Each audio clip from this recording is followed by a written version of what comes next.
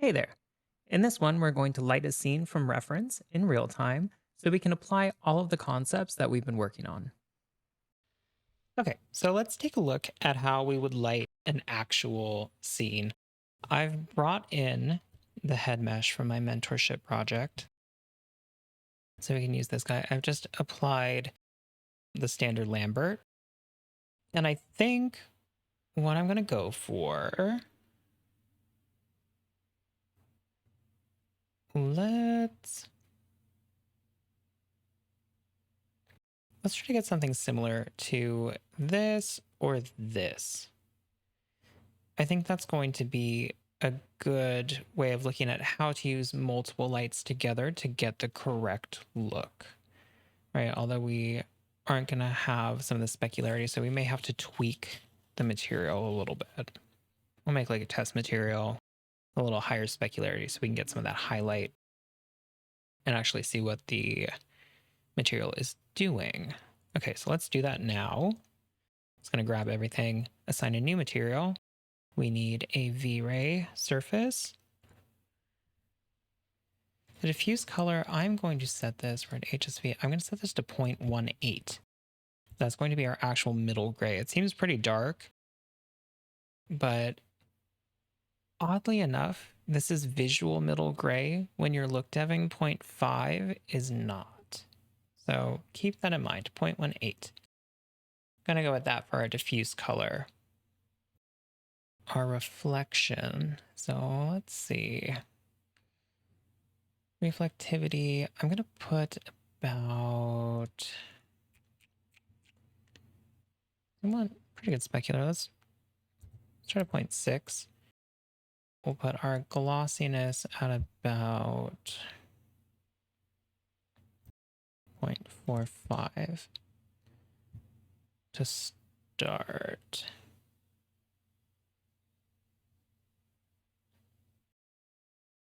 I'll put this at 1.45. Okay, let's see how this is looking so far. We're gonna need, let's add a new light to start, just so we have something that we can work with. What do we say we were gonna go with? This one? So, even for this first light, so I can kind of get an idea of where it is, we want to identify where the light is coming from. First things first, we can look to the eyes because they're highly reflective. So we can see we have a circular light that is pretty much directly in front, right? And we're also going to take into account the direction of the shadow under the jaw.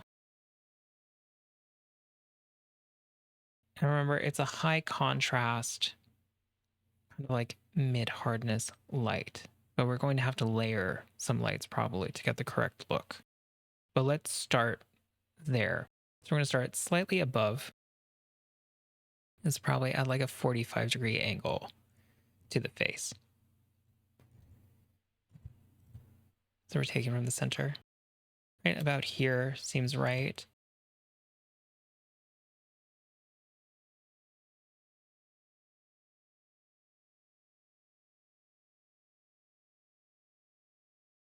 Slightly off axis.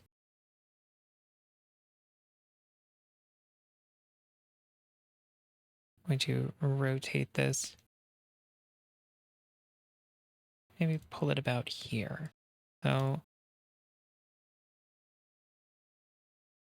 down towards the subject. Let's see what this gives us.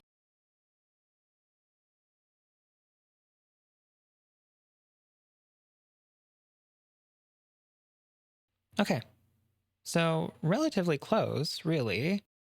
Let's try to match the angle.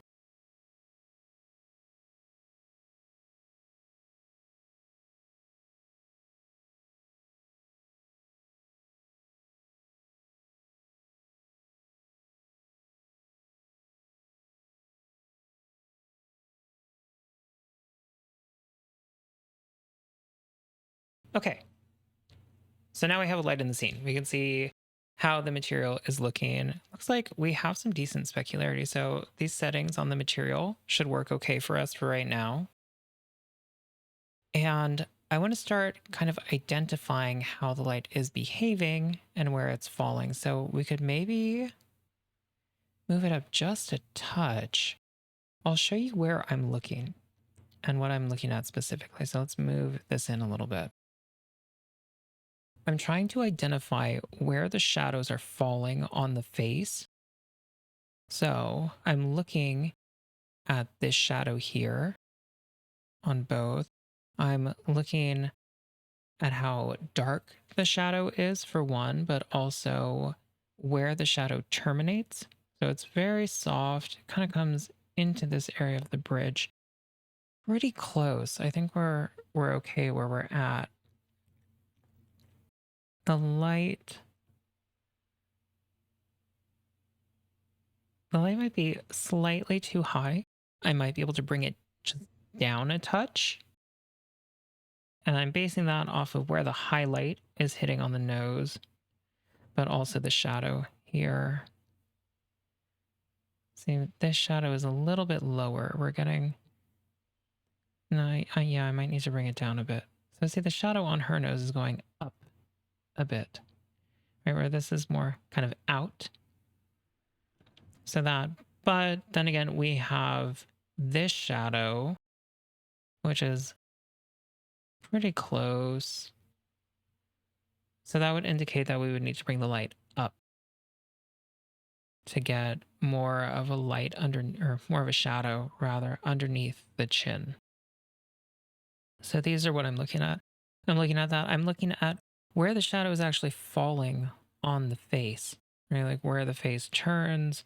Seems pretty good for us, how the shadows are falling in the eye areas.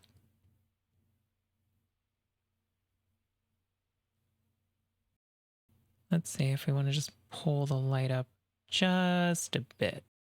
So what I'm going to do, so I can hold this position, I'm going to select the camera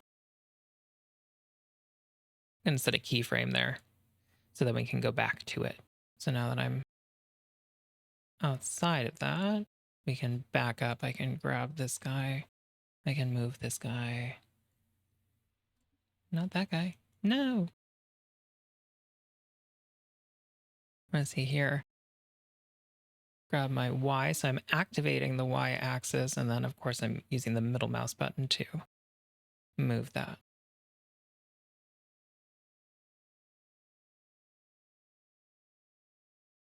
Okay. Then we're going to go back here to our first keyframe. I think that's working a little better, actually. Maybe I'll move it a little bit to the right. I'm going to grab our x-axis, move it just a tiny bit, a skosh. Because now I'm trying to identify where the shadow is originating at near the chin. That's going to tell me kind of where I'm at. And where the highlight is falling, yeah, maybe we can go just a touch more.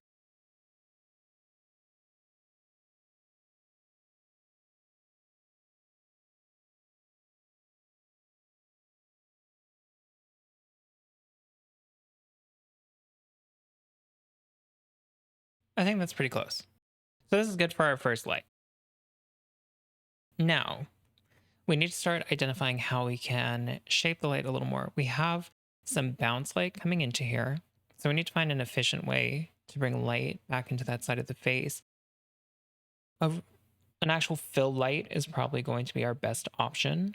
It's going to be the most efficient, I think, rather than using another piece of geometry to reflect the light back. For some reason, at least in my experiments, V-Ray takes about the same amount of time or a little bit longer to render like the secondary rays coming off of another object rather than just using another light. So these are the things that we're looking at now. I need some fill here, right? Because we can actually see the edge of her jaw. Here we have a little bit of that just coming back off of the chest, but all of this is super dark. So we're going to need more light in there. We might want a little extra light. May want a little bit of fill here, but I don't think we need it. We are going to want more intensity in these highlights. So I'm going to want a secondary light to bring in the highlights here. That's going to be, remember, directional and set up in a way that we can increase the contrast. Let's start with the rim light. So we're going to close the render. I'm going to set the scene itself back to default material so I can see things more easily. Let's add in another rectangle light. And this I want off to the side.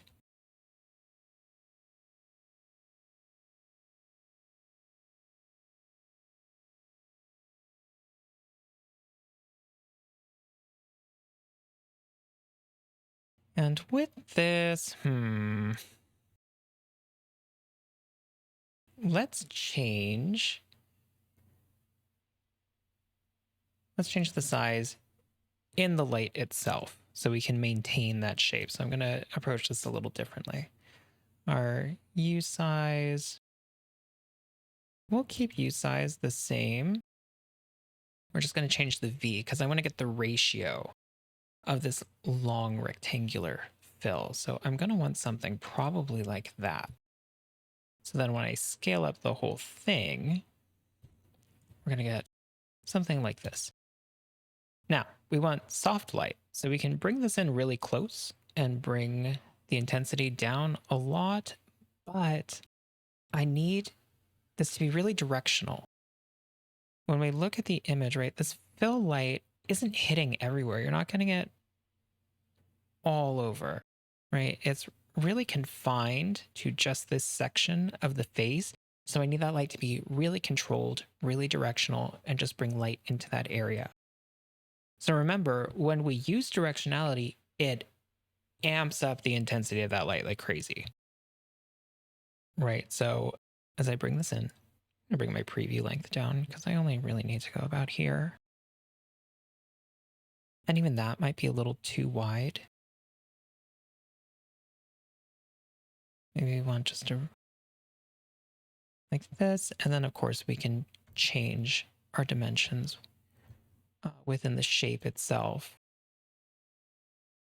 Now, I'm not sure if I mentioned this earlier, but when you're working with fill lights in the real world, generally your fill is about a third of the power of your key light. So right now our key light is set to 30, just the standard.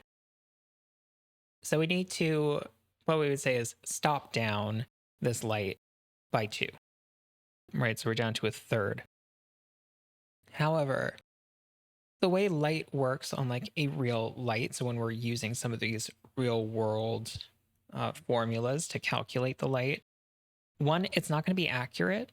I'm going to tell you right now, it's not going to be accurate like in the scene. This is just from experience.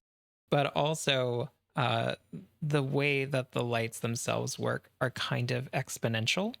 So each stop of light, as we call it, is double the light from the previous setting. So when we're looking at something like 30, right here, you might be like, oh, so a third would be 10. A third is actually 7.5. Because 7.5, if we're saying that's one stop, 2 stops up from that would be 15, because it's double the light. And then you double the light again would be 30. And so I usually use that as a starting point, but as you can see, it's way, way, way, way too high. We're going to bring this down a lot. And just from like my experiments, like you can do this manually, you can drag this down. But we need it pretty low. See, even 0.5 is too high. We probably need it around like 0.0 something. Let's try 0.1, see what that gives us. We can go back. Okay, so that's not too bad. Now we have our fill light filling in that area, but I would like a little more contrast in here. I'm losing this shadow. So I may need to change the dimensions of this fill light to really concentrate it just in this area. But before we do that, let's try to drop the intensity just a bit. I'm thinking that's closer. So 0.05. You see, that's just softening some of these shadows. This image is giving us a little bit of subsurface through the ear. So we just have to be aware of that with this dark shadow in here. It doesn't seem like super accurate though, because she has such dark hair and it's covering the back of her ear. So again, right, just using our like artist brain, being a detective, we can be like, that ain't right. So some things you can ignore is the point that I'm getting to. But this is the way I think when I'm setting these things up. And I do want to change this just a bit. I just want to change the shape of the light. It's a little too tall, I think. So let's go back into our V.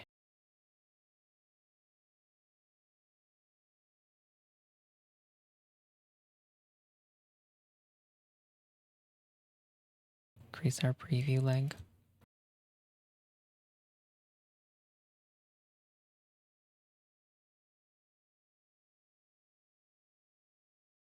Make this a little more.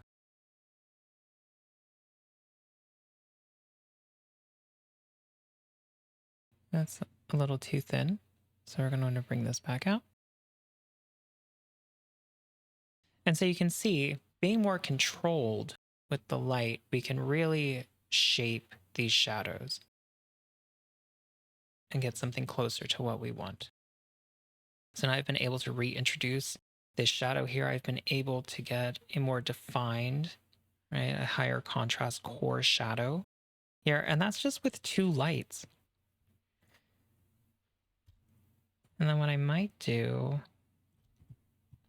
I need to change that anymore? You know, I actually think I'm okay with that for now. So that's going to be okay for now. Let's talk about getting a stronger highlight kind of in this area. So in the previous example, right, I talked about using like a mag light, a magnum. So I'm going to bring another rectangle light. We're just going to change the shape of this guy. And what I want to do, I'm going to select that one. I'm going to select this one. I'm going to go to modify, and I want to match the transforms. So now both of those lights are in the same place, right? That saved me a lot of time trying to get that other light in the general area. Now I can worry about just changing the parameters that I need. I'm going to make this a lot smaller. And I think we may need to move it up a bit, but let's see what that's giving us.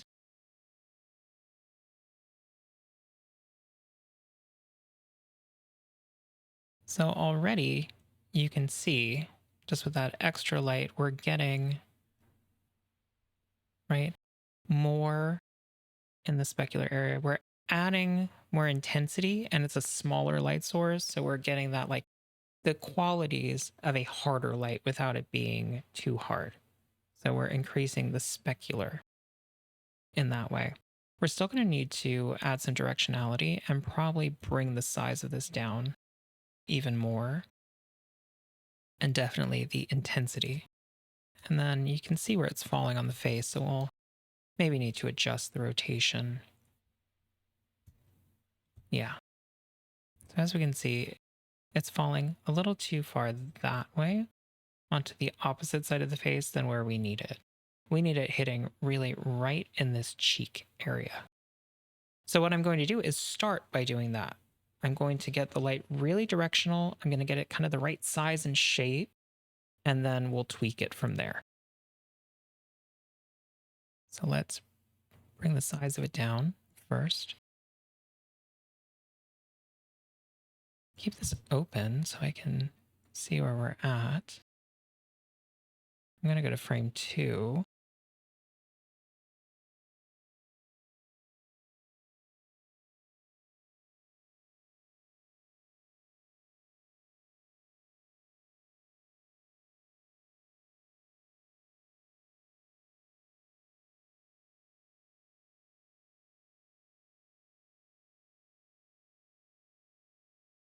Now let's start bringing the intensity down.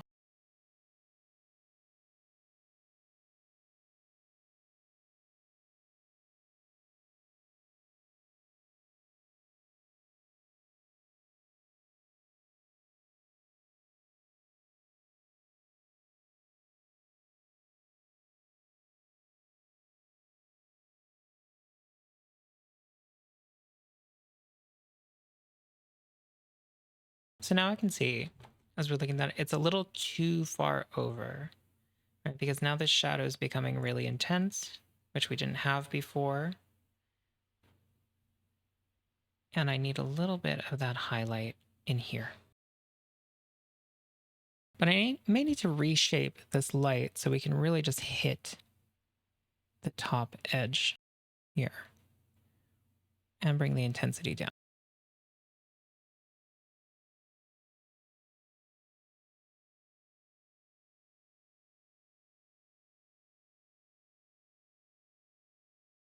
Also, what I'm going to do,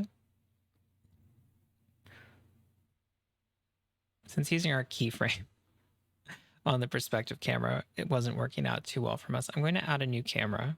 That can be kind of our I'll add a second frame to our render cam. And we'll switch to it.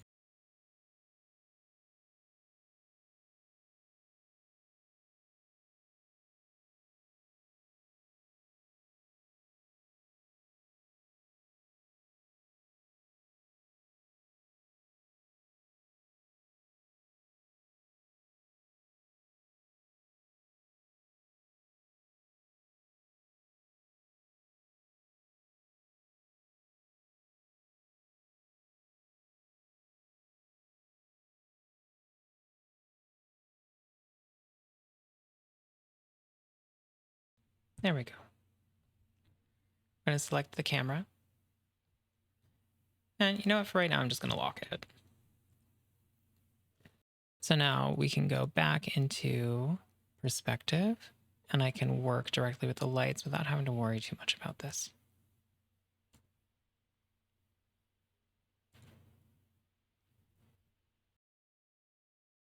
Let's increase the preview length so we can see where that's falling. I just want to continue to dial this in. I think we're going to need a bit of rotation.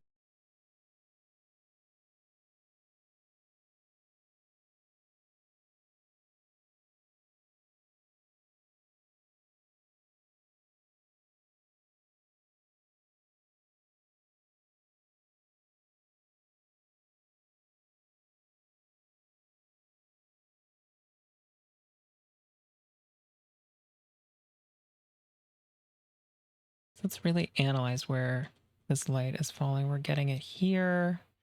Yeah, we're getting it here. We're still getting too intense of a shadow here. So we may want to turn off cast shadows. So now we're just getting the highlight. You know, we can actually try taking off the effect diffuse as well. So as you can see, all those things we talked about earlier are now coming back to help us out to get the right look of our lighting, right? And we're almost there. Almost there. I think we just need to pull this over just a tiny bit.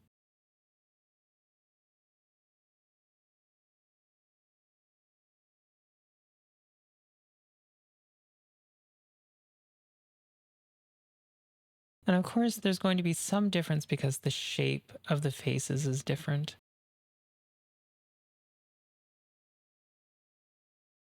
But yeah, I think we're getting a little bit too much on this cheek. So let's tweak and refine that a little bit more.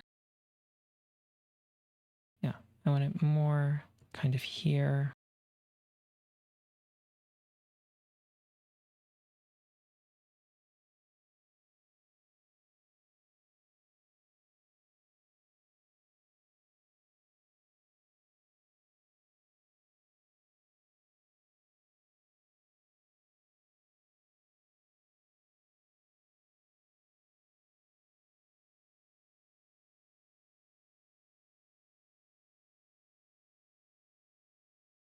All right. And I think that's going to be good for now.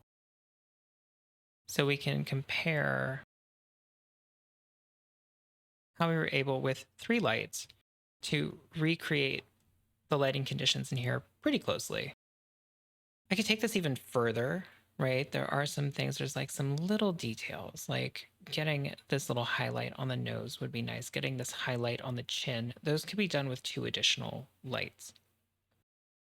Using kind of the same techniques that we used, making sure they're only affecting the specular channel because that's really where we're seeing them and we need them.